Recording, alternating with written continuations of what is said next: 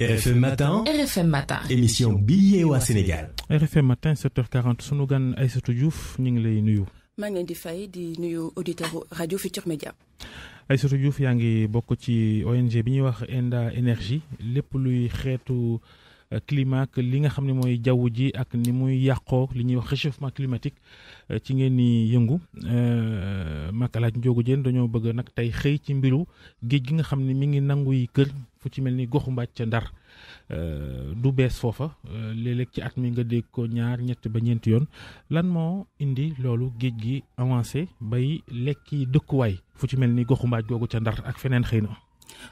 loolu li koy indi mooy li ñuy wax réchauffement climatique maanaam coppite jaww ji loolu mën nañ wax ne phénomène boo xam ne global la maanaam ci àddina bi yépp la ñu koy gis waaye jàpp nañ ne am na ay gox ak gox-goxaan yoo xam ne moom la gën a sonal bu ñu jàppee ci réewu Afrique yi Sénégal bokk na ci fukki réew yi nga xam ne jàng nañu ne changement climatique gën na leen sonal ci Sénégal bu ñuy xool tamit gis nañ ne littoral bi la ñu gën a ràññee.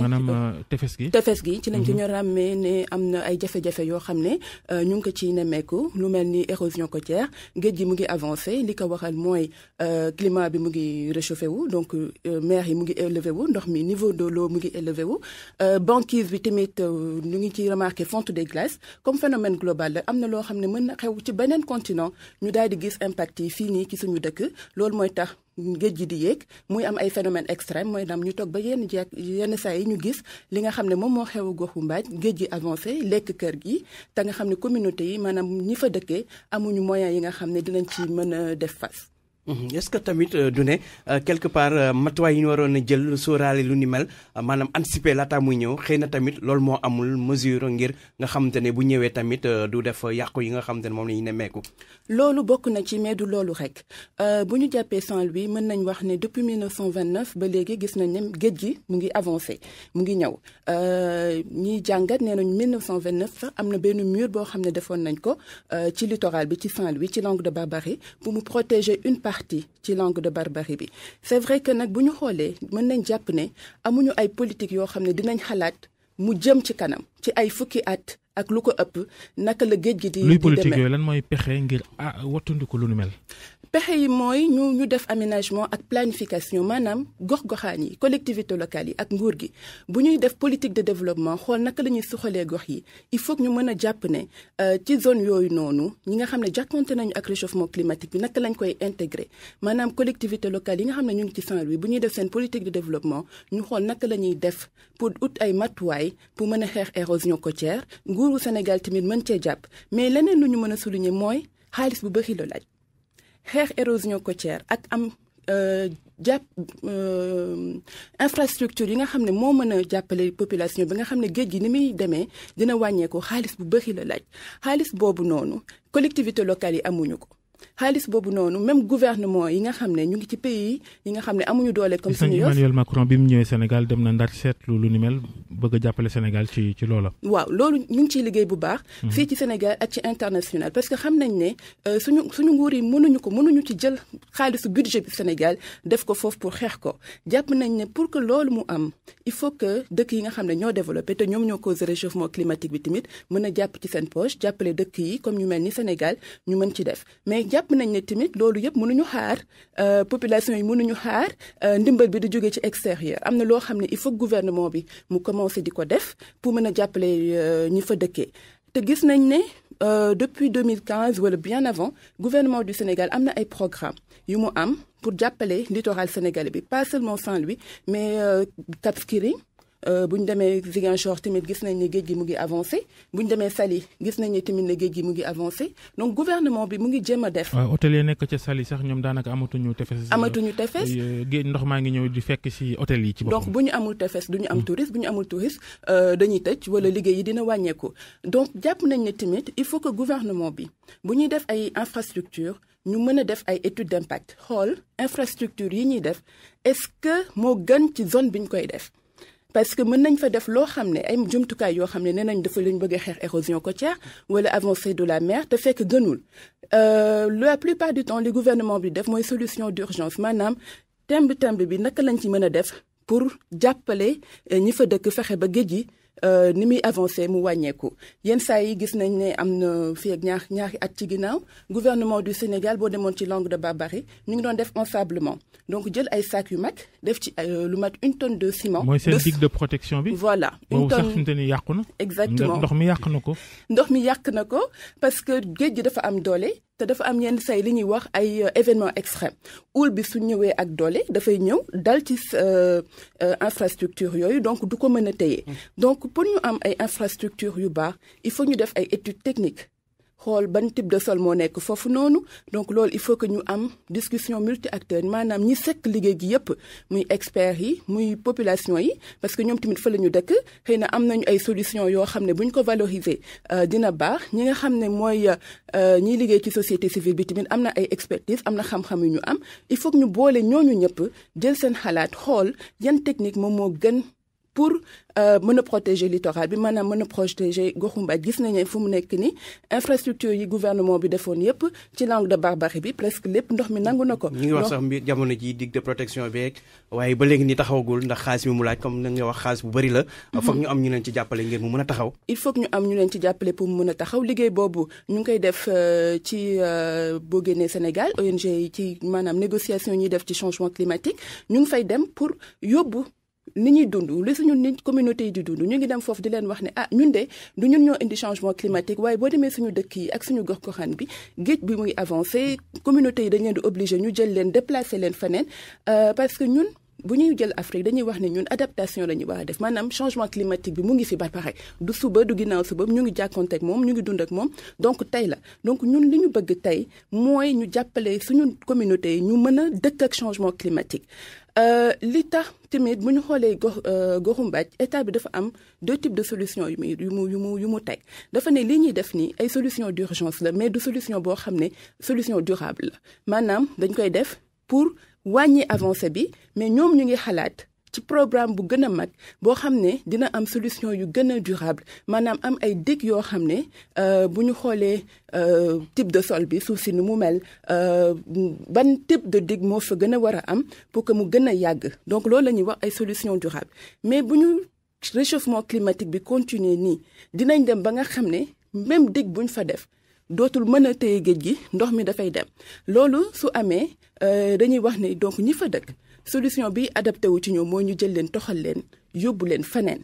loolu tamit yombul parce que nit ki su dëkkee fenn juddoo fa màggee fa am fa ay yaayam papaam nga jor ko jël yóbbu ko feneen dafay metti ci moom parce que am na loo xam ne moo ko lié ak zone boobu mu dëkk foofu la màggee foofu la amee ay souvenirs am donc il faut que ñu mën a di waxtaan ak communauté yi tamit. mais yow globalement yow si sa bopp. naka ngay gisee stratégie yi nga xam te ne nguur yi pexe yi nguur gi nga xam te ne mi ngi koy tëral ngir xeex érosion côtière bi rawatina si zone boobu ay Ndar ak yeneen. mën nañ wax ne nguur gi mu ngi jéem. mais des na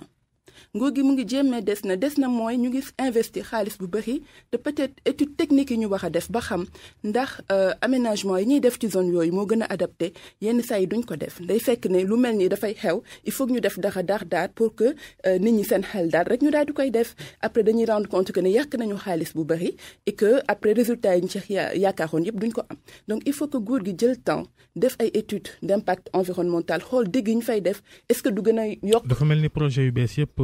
léegi gars yi sóoraale nañ bu baax justement impact environnemental bi maanaam bu may def nangam lu ci mel ne ci wetu géej bu ma ko defee fii léegi at lu ma ci mën a dal gars yi ñu ngi koy commencé boole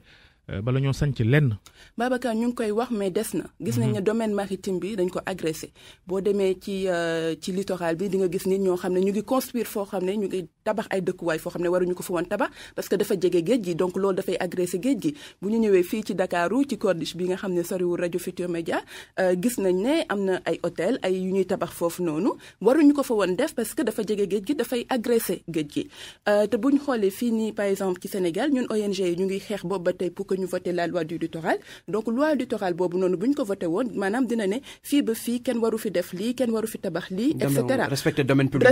public maritime boobu ba léegi ñu ngi def plaidoyer boobu noonu te mënaguñ koo am donc mënuñu juste rek bu problème amee ñu indi benn solution il faut que ñu xalaat fii ak ay fukki at ñaar fukki at naka la ñu war a tëralee ba nga xam ne jafe-jafe yi nga xam ne communauté yi ñu ngi koy dund dootuñu ko dund wala ñu jafe-jafe yi wàññeeku ci ñoom parce que xam nañ ne réchauffement climatique bi tamit su wàññeekuwul ci au niveau international yii daf ñuy gën di dal surtout ñun ñi nga xam ne ñun ñoo nekk ci wattu géej gi. tey jii ñu ngi wax Sénégal mais am na ci yeneen dëkk yu mel ni Fidji ak Seychelles ñoom nee nañ bu réchauffement bi climatique bi di continuer comme ni ñoom dañuy jékki-jékki rek dootuñu exister géej gi day ñëw rek daal di lekk dëkk bi mu daal di jeex donc loolu tamit am na ñuy wax ne Saint-Louis buñ ci deful li war fii ak ay ñaar fukki at fanweeri at ci kanam tamit lu mel noonu mën na jël littoral du Sénégal bi ak lu ko ëpp donc il faut que ci politique yi ñu xool naka la ñuy boolee seen doole accompagner collectivités locales yi il faut que tamit collectivités locales yi xam ne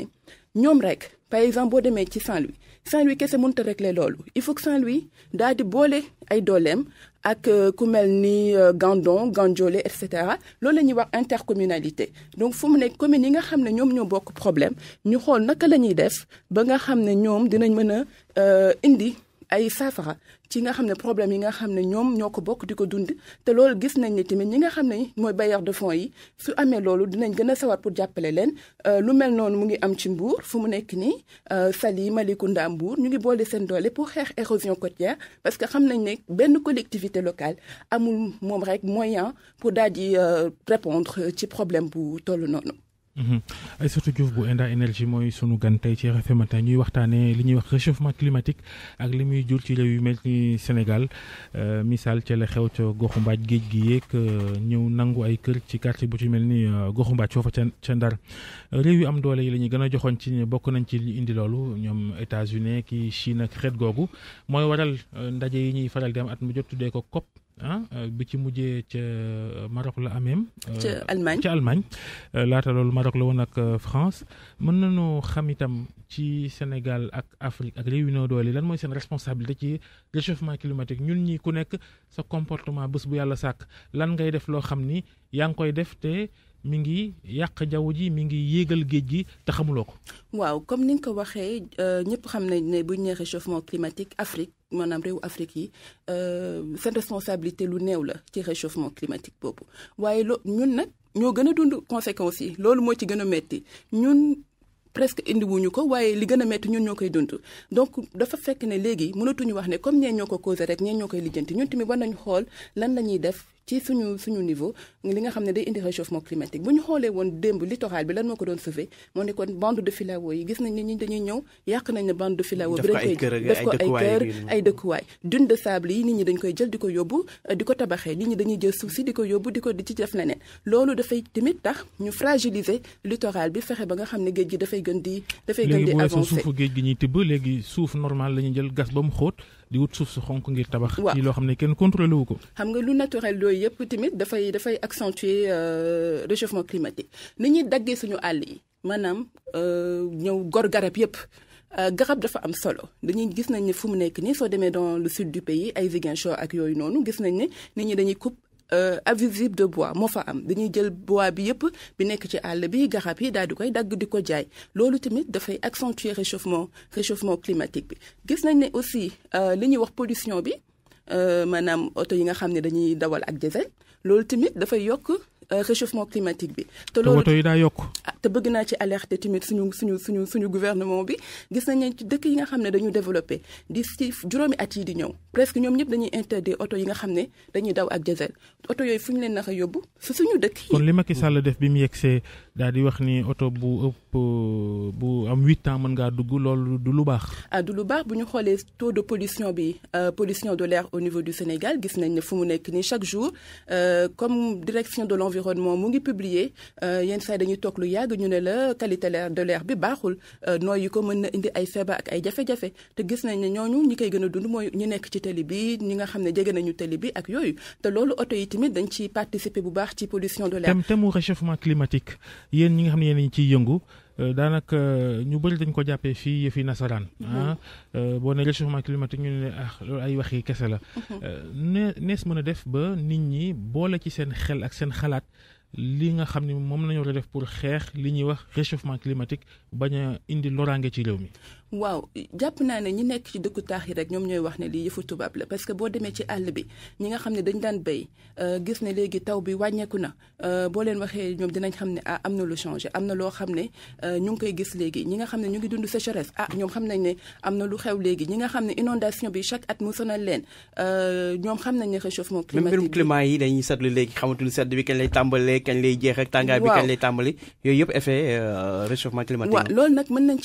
nañ ci def attention parce que bu ñu xoolee comme ni leen Sénégal seddee mënuñu ñëw rek ñu ne comme loolu c'est le temps loolu mooy par exemple météo bi tey ci suba sedd na suba tàng na loolu mënuñu jóg rek ñu ne réchauffement climatique la parce que bu ñu delee benn événement bala ñuy wax ne réchauffement climatique la il faut ñu mën ko étudier ba xool ci fukki at ak lu ko ëpp scientifique yi daal di mën a confirmer ne kon lii ci réchauffement climatique la waaye dëgg la réchauffement climatique bi mën na tax ñu jékki-jékki am ay phénomènes yu sedd trop wala mu tàng trop ba jéggi dayoo loolu tamit dafay am ñu mën a wax ne lii réchauffement climatique bi moom moo koy indi li nga xam ne nag la ñu war a def mooy il faut que ñuy gën di waxtaan ak nit ñi donc médias yi am nañ ci rôle bu am solo bu ñu war a jouer il faut que ñuy gën di sensibiliser nit ñi il faut que ñuy gën di waxtaan ak nit ñi il faut que tamit ci école yi mu mën a nekk ci curricula bi xale yi ñu ciy màggale di ci jàng xam naka lañ war a mën a def yan geste lañ war a mën a am pour sàmm climat bi loolu tamit lu am solo la liggéey boo xam ne gouvernement bi ONG yi liggéey ak médias yi jàpp nañ ne buñ ci lëkkaloowee dinañ ci am ay résultats yu baax. jërëjëf Aïssatou Diouf bu Enda Énergie ñun waxtaanee li nga xam ne moom mooy jaww jeeg li ñuy wax réchauffement climatique ak naqaree wax ci wolof nag moo tax xam naa seen liggéey des na ci nit ñi gën a comprendre loolu ngir gën a mën a taxaw ci lu ni mel lii di sabab waxtaanu tey wi nag mooy li xew fu mel ni goxu Mbaaj ca Ndar nga xam ni géej gi daa yéeg ba nangu ay kër foofu yendoog jàmm ba beneen yoon. jërëjëf Falaaji Njogu Jeen. RFM Matin. RFM Matin. émission bi yee waa Sénégal. RFM.